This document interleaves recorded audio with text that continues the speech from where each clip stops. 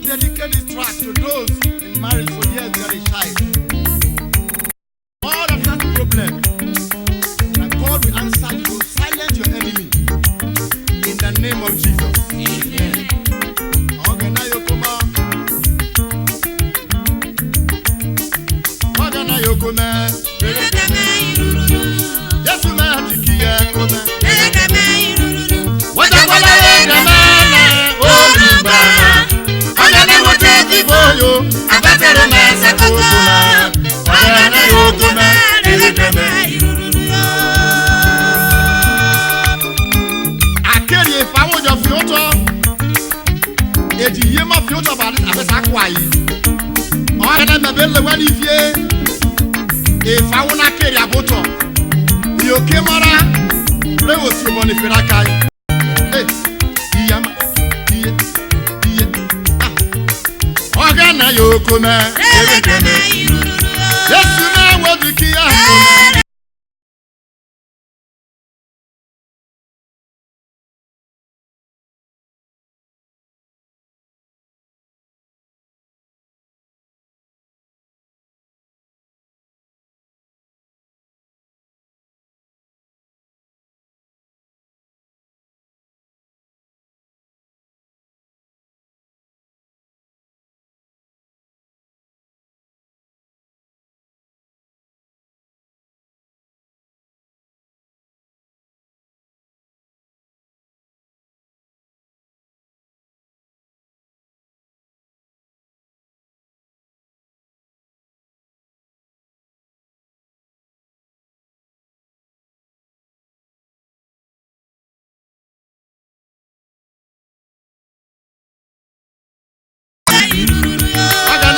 Yoko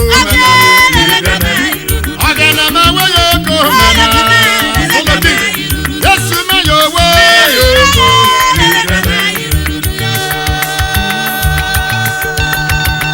e karego e ba ko ni ma ro robo o se na fa no ta lo la yoko me ana ogana e ba ro nana ale ko lo mo ere ogina jo gbori na ma ko lo so ma bo ogana u ja be ko le ma ifie ijogene come on, Demora Kai, Deve Kai Rulu,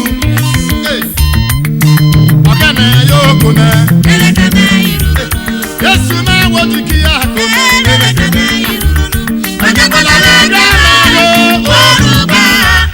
Ogana what you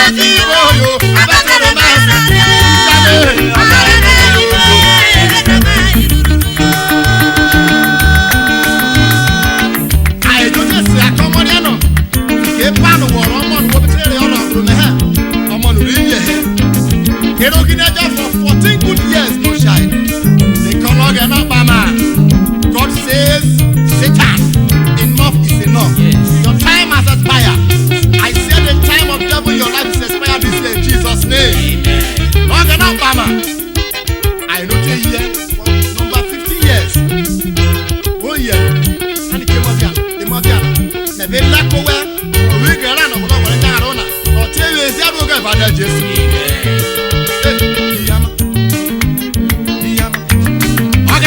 Lelo mena,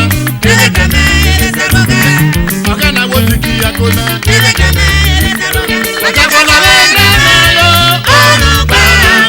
Ogana wodiki moyo, Abatero mesa.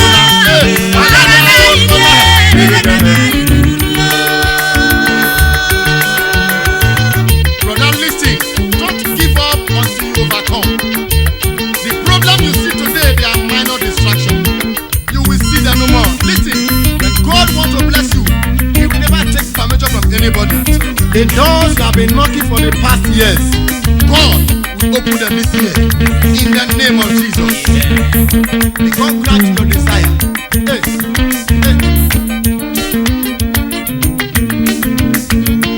Wagana koma kamare, emelelo tumagogo, ide.